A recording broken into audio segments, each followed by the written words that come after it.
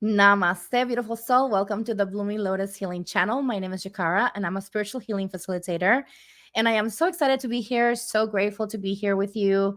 I am about to embark on my second journey at Vipassana, at a Vipassana retreat. And I kind of wanted to just share some things in relationship to how to prepare for a Vipassana retreat, right? Because there's so many question marks, and they're pretty good about letting you know what to do, but I'm gonna just share some things that I felt were important for you to prepare, and what to pack and what to think about, and making sure that you don't feel like you miss something in those 10 days, and that you feel cozy and comfortable, because there's a lot that you're going to be doing, a lot of processing that you're going to be doing. So with that said, before we segue into how to prepare for Vipassana retreat, I just kind of wanted just to take a moment just to ask you to subscribe to this channel if you haven't subscribed yet.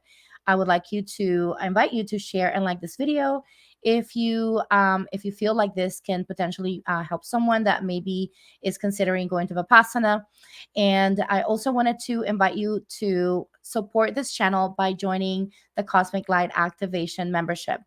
I'm going to go ahead and place the names of the people who are part of the membership already. Thank you so much. You are the backbone of this channel. So thank you for being part of the family. If you want to join the family and you want to receive monthly Akashic record clearings, as well as weekly oracle readings, then you definitely want to make sure that you sign up for the Cosmic Light Activation membership.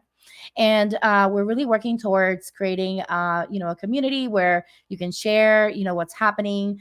We have a nice Telegram um, uh, channel and a private group that you can come in and receive some nourishment, and also announcements and things of that nature. So I just kind of wanted just to share that here. And I also wanted to ask you to really consider supporting my oracle deck. So I have an oracle deck, and I've created a an Instagram to gather support, to gather, I guess, some sort of connection with the public, and see if people are interested in this deck. The cards are actually ready. They're definitely ready, but I am working right now on the booklet that will go with the deck.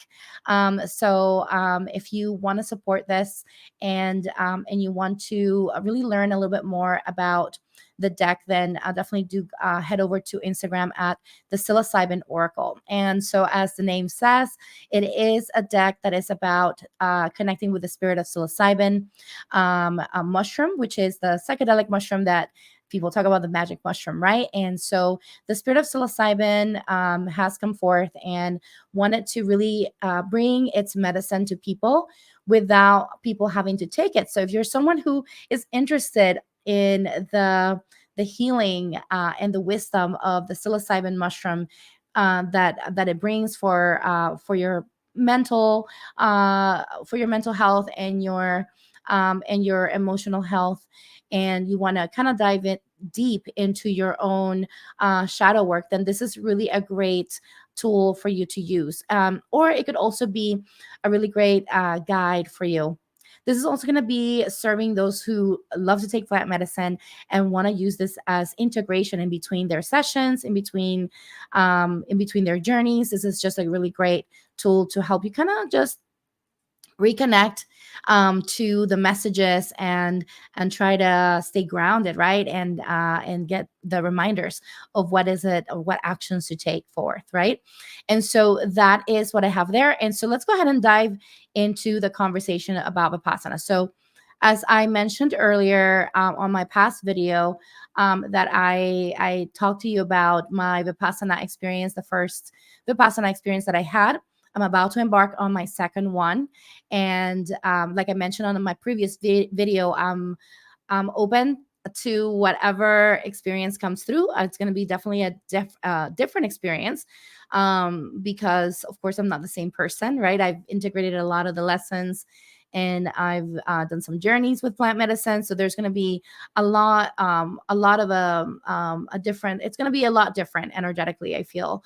But as I get ready for the Vipassana retreat the second time, I have come to realize that there's certain things that I really wish I had on the first retreat that I went to, and I figured, you know what, let me go ahead and share this here because people might be very grateful for this when they embark on the journey, if this is something that calls you. So I want to say, one of the things that I want to mention before you even consider taking this retreat, Vipassana retreat, is, just know you're gonna be there doing the work, right? It's of course there's relaxation, there's a beautiful element of disconnect from the world that really brings so much beautiful energy, right, into your awareness, right? Like you really do come out of that feeling so resilient. However, to get to that space of feeling resilient, you're gonna be sitting there doing the work, and you're gonna be doing the work by meditating 10 hours a day. So the first thing that you want to do, to before anything else, before even signing up for the Vipassana retreat, is prepare yourself mentally to understand and accept that you are going to be dealing with your own ego, and that your ego is going to come up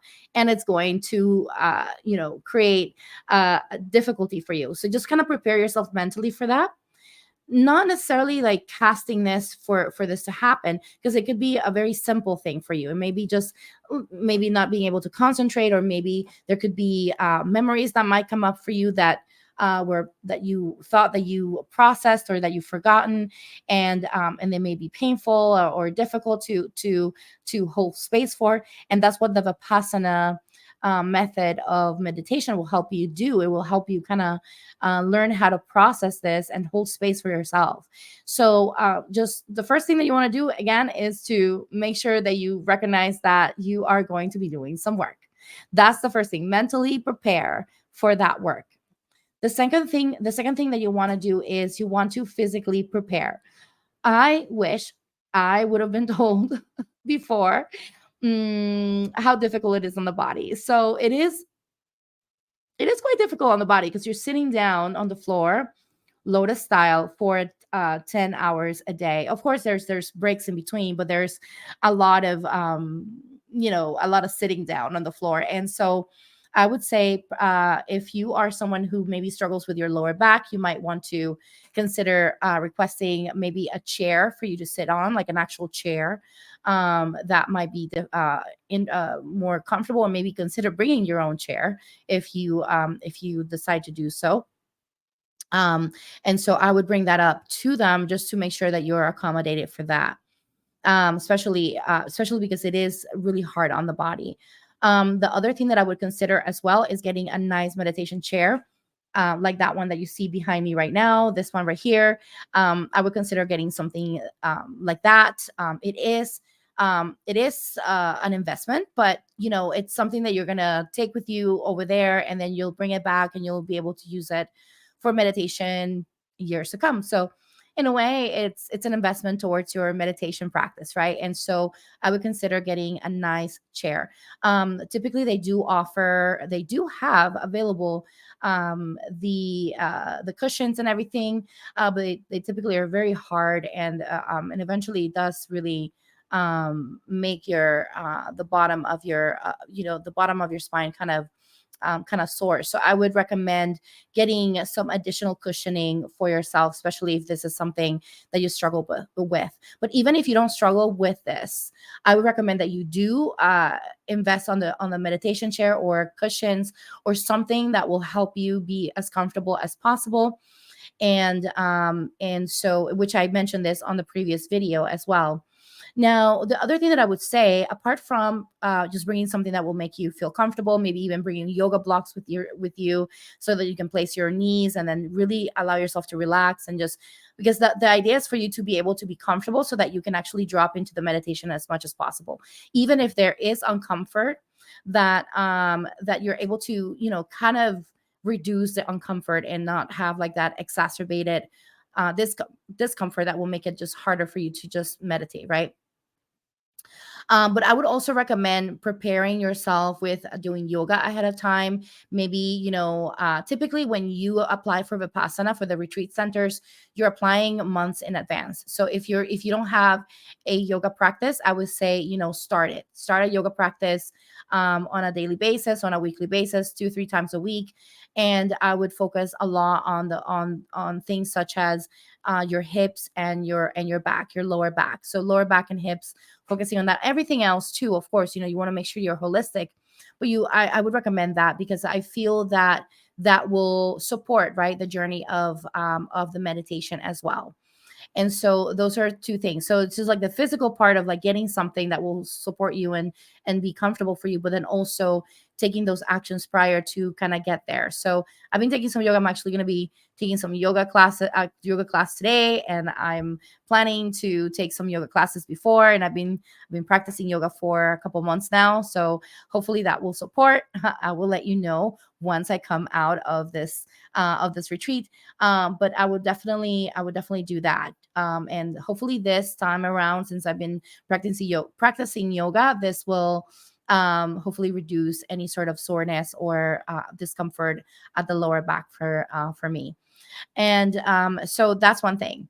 Now, when it comes down to preparing for your trip, they typically, right, they're going to tell you, they're going to give you a list of things, right? And some of the things that you're going to need to get are going to be your own bedding. So you want to make sure you bring your own bedding, like your any sort of item for your bed, including I would recommend to also bring in your own pillows, because I don't believe that they provide pillows, and if they do, they might not be as comfortable. And if you are someone who needs to maybe sleep a certain way, maybe you need a body pillow, I'll just bring it. Just bring that. Just make yourself comfortable as possible for those 10 days. I would just recommend that. The other thing that I would recommend is to bring forth with you a light, some sort of light, um, um, item.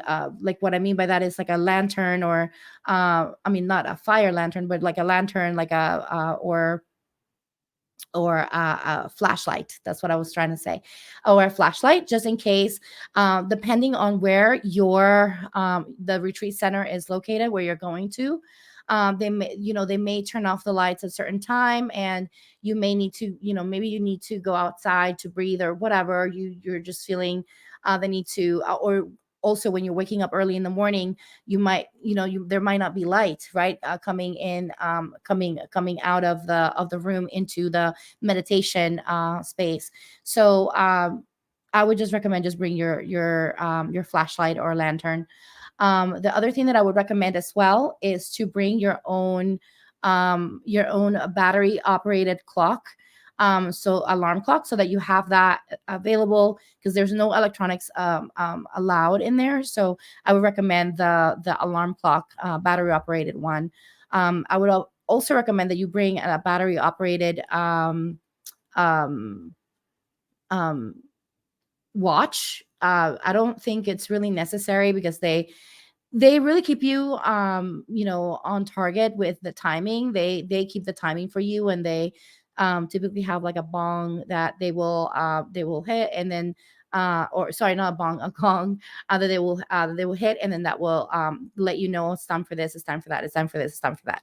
So you'll kind of get a hold of that. But to wake up in the morning, it's probably a good idea just to have, especially if you want to wake up before everyone else, because you're going to be sharing most likely a bathroom with people, and maybe you're one of those people who don't want to, be there, or you don't want to be seen. I'm one of those people. So I just kind of woke up a little earlier and took my showers before the time and everything, and then just let it be for everyone else. So because I wanted to take my time, I really just take my time. And so if you're one of those people, it's just a good idea to have the alarm clock. And so another thing that I would recommend as well is to make sure that if you don't want to haul everything in, you might want to bring like some sort of cart with you, so you can haul everything in and out of your car easily. Otherwise, you're gonna have to make so many trips to the car. So if you have some sort of cart, I would recommend getting that, and so that you can put, one of those collapsible ones that you can just put everything in there, just haul it into the room. You can make your room and make your bed and everything, and then when you're ready to leave, you can bring your cart again out and you know get everything done, and then put it there, put everything in your cart and go back in, just to make your life easier. That's basically just that's the only purpose, right, for it. Another thing that I would recommend as well is bring an umbrella. You never know if it's gonna rain, so bringing an umbrella is definitely important, because I know for us it did rain, and so they did provide some umbrellas, but I did wish I had an umbrella of my own, and so that would be something that I would recommend getting, is bringing your own umbrella just in case it rains or you're going around the time that it rains. Also having rain boots, or any sort of other rain type of garments that rain protective garments that would help you, like a raincoat, if you want to bring that, especially again if it's around the time of the year that you're going to have that. I would definitely recommend that, and definitely an umbrella. And then I would just focus on bringing layers, because one thing that I notice is that when you sit down and meditate, you actually get colder. So you definitely want to make sure you bring a blanket, like an extra blanket, to have on the actual meditation hall, because you may get a little cold. Maybe dressing up in layers, having some additional layers that you can add on, in case you need some additional cozy. And especially if you're doing this during a time that gets cold anyway, like in a cold month, or cold months, then you definitely want to make sure that you bring in some additional layers when that are specifically for the meditation hall as well. So also bringing any sort of comfortable shoes. I would recommend just I was very annoyed at the fact that you have to take off your shoes every single time. I wasn't annoyed at that, but I was annoyed that I didn't bring shoes that were easy to take off and go into the meditation hall. So I would recommend bring some slippers, bring something that will be the thing that you take from point A to point B. And then if you're gonna go out to walk on the time in nature, on the times that you go out to walk, then you can always go back to your room and get your sneakers for that. But don't just bring sneakers. Make sure that you bring some slippers, because I'm telling you, you're going to be so grateful that you did, because then you don't have to, or easy shoes, right? So that you don't have to worry about, oh my gosh, like I have to put this on, I have to put it back on, I have to put this on, I have to put it back. It was just like, for me, it just got really old very quickly.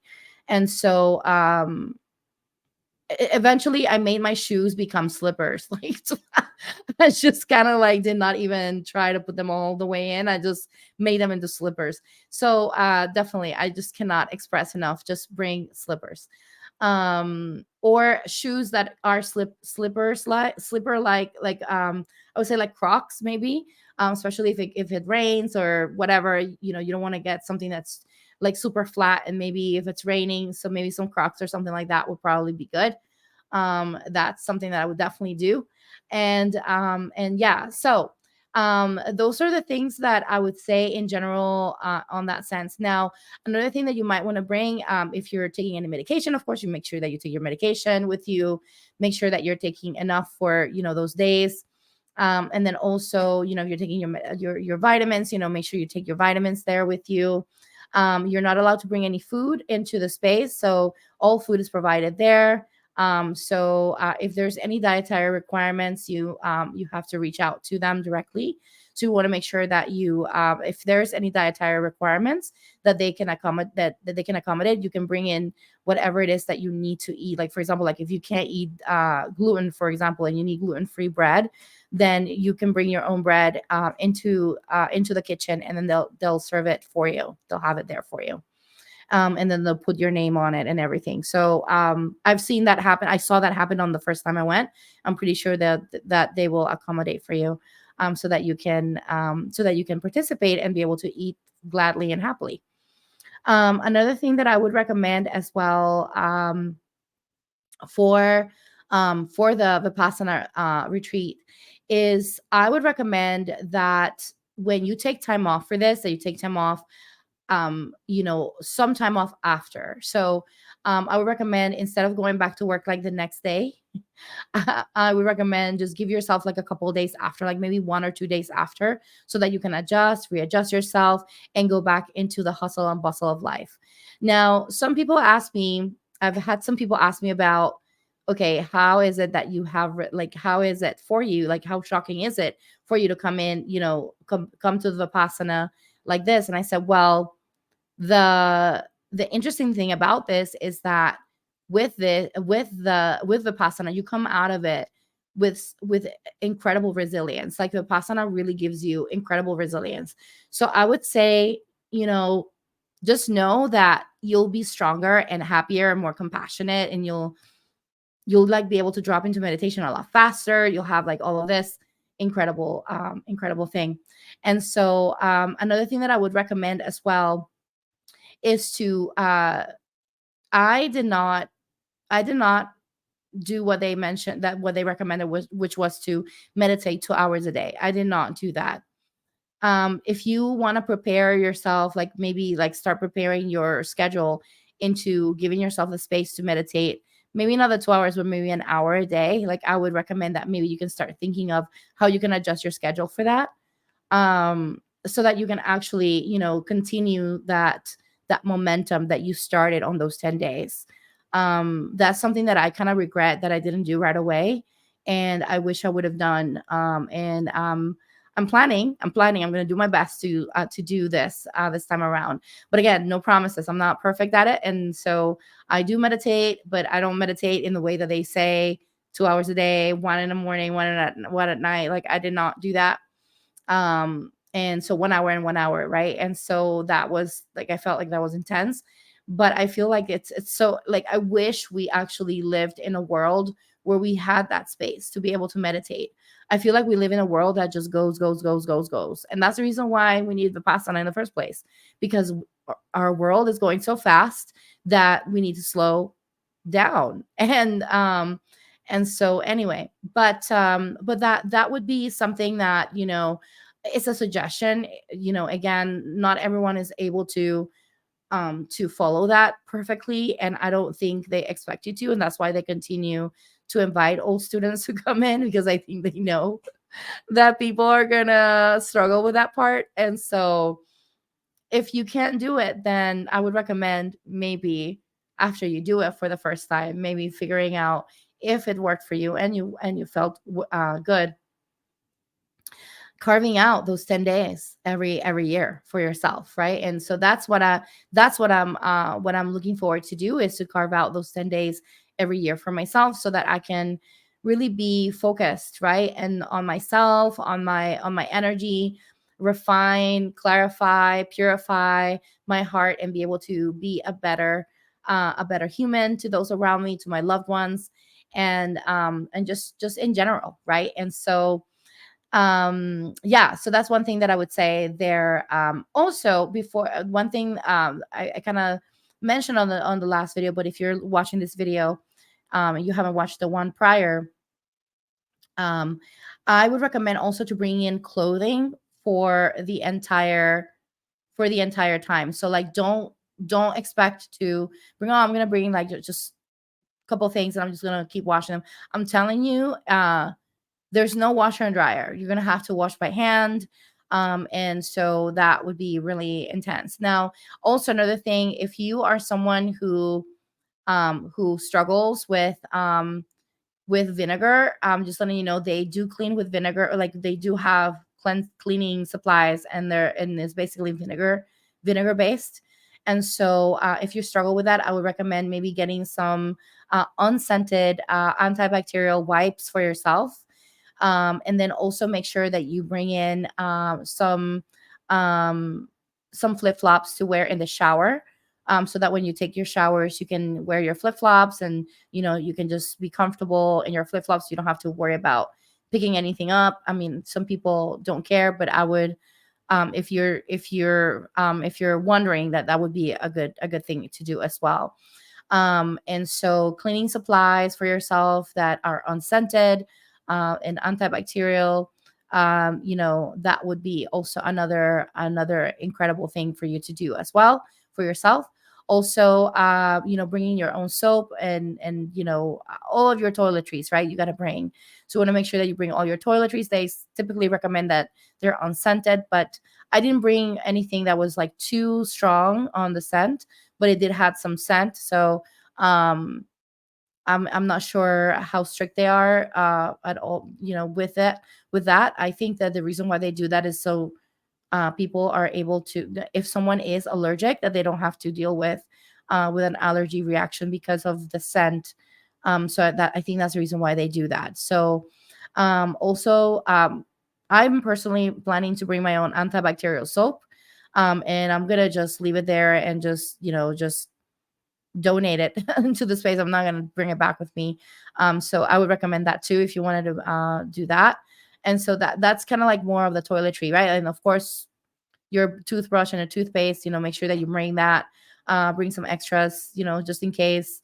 I know that I brought some extras, and then actually someone forgot their toothbrush, and they were struggling. And I tried to I was kind of sad because we couldn't talk, so I couldn't really give her the toothbrush, or tell her that she could take it. But maybe if you get the chance to do that for someone, that's just a really great thing to do as well for someone else. um yeah, so I think I mentioned everything. So the layering, making sure that you bring like your yoga blocks and different, comfortable, sitting, cushions, that you can sit on for a long time, that are soft enough and firm enough. Making sure, like, if you have lower back issues, hey, listen, I'm telling you, you will do yourself a favor by getting yourself something like that, like I mentioned here. And yeah, and then just one last thing I want to say: come in with an open heart, with an open mind. Come in with an open, just with an open curiosity of yourself, and don't expect your experience to be exactly the experience of others, because your experience is unique to you. Some people might have astral projections, and they might have out of body experiences and all of this and all of that. And some people might not have any experience that feels significant. For me, I had the experience of feeling energy for the first time, like feeling it, like quite literally feeling energy for the first time. Like, I was able to feel that, and it was incredible, for me. So everyone's going to have a different experience. So just stay open to your own experience, and don't try to control or expect anything. Just allow. That's the best thing that I can recommend here. So anyway, that's all I have here. I just kind of wanted to share this, and I want to thank you all for listening up until this time, all to this moment. And again, if you feel like this video helped you, make sure that you share and like this video, and also make sure that you subscribe to this channel so that you can support, and be able to just be able to share and be part of the family. So thank you so much, and I love you all, and I hope that you are having a wonderful rest of your day. Namaste.